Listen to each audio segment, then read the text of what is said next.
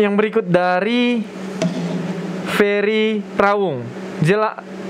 Tolong jelaskan Kolose 2 ayat 16 sampai 17. Kalau yang ini sudah kita jawab. Sudah banyak ini ya, banyak kita bahas tentang. Beberapa kali kita jawab ini. Kita lanjut saja. Dari A. Gurning dari Sumatera Selatan.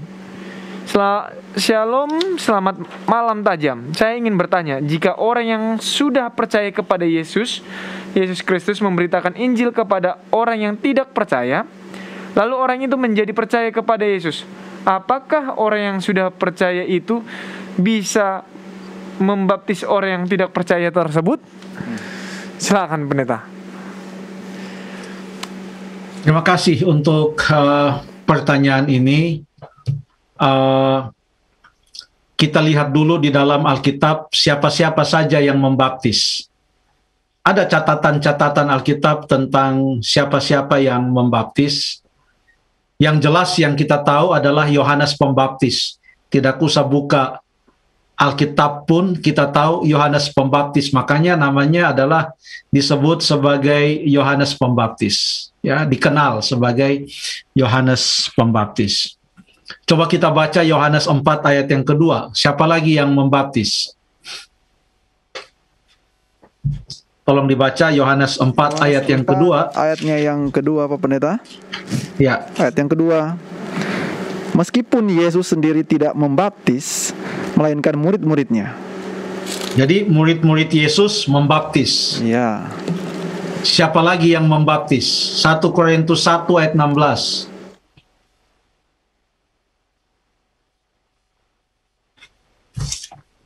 Korintus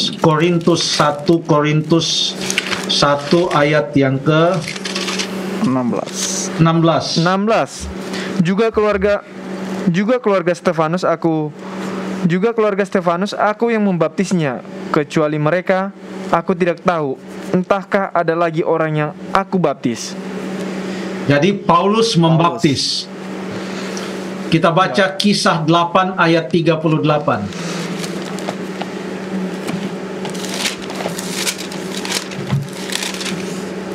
Kisah 8 ayat yang ke-38, di situ juga ada cerita tentang baptisan. Lalu orang Ethiopia itu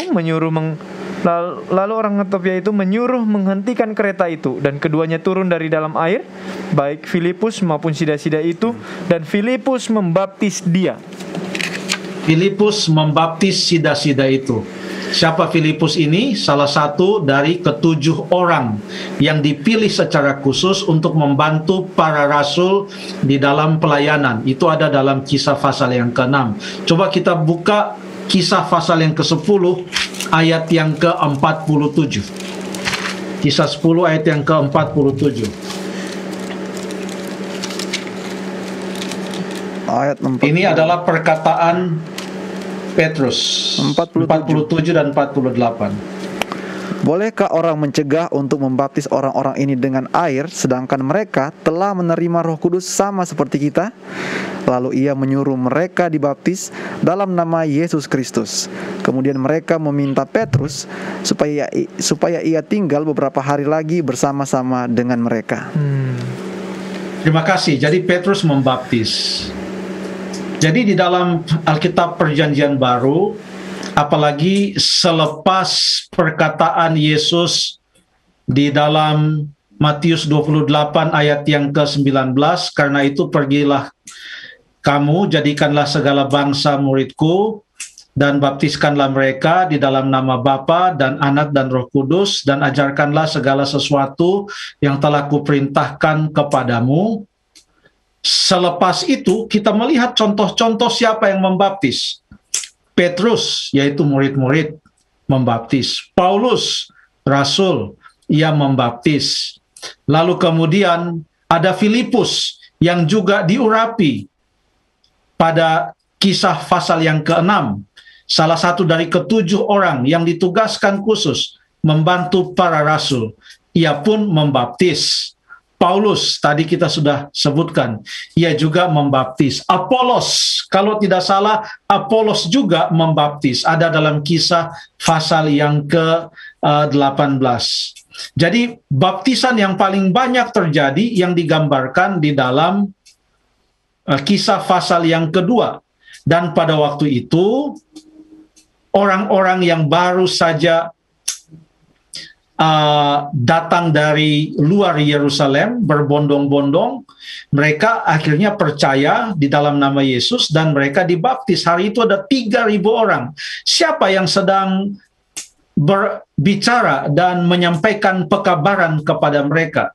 Peranan utama yang ada pada cerita itu tentu saja adalah Roh Kudus sebagai peran utama dalam cerita Pentakosta itu. Tapi Roh Kudus bekerja melalui para rasul yang memberikan kepada kita indikasi pada hari itu ada sekian banyak orang yang dibaptiskan oleh para rasul tersebut. Mungkin bukan hanya oleh para rasul, tetapi ada juga beberapa tua-tua yang sudah bergabung dengan barisan para rasul, karena waktu mereka berkumpul di ruangan atas itu, katanya kurang lebih ada 120 orang di sana yang ada di ruangan atas. Jadi tidak pernah ada petunjuk di dalam Alkitab Perjanjian Baru setelah Tuhan Yesus mengatakan, pergilah jadikanlah segala bangsa muridku, baptiskanlah mereka dalam nama Bapa, Anak, dan Roh Kudus. Tidak ada petunjuk di sana di mana terjadi sebuah efek domino baptisan.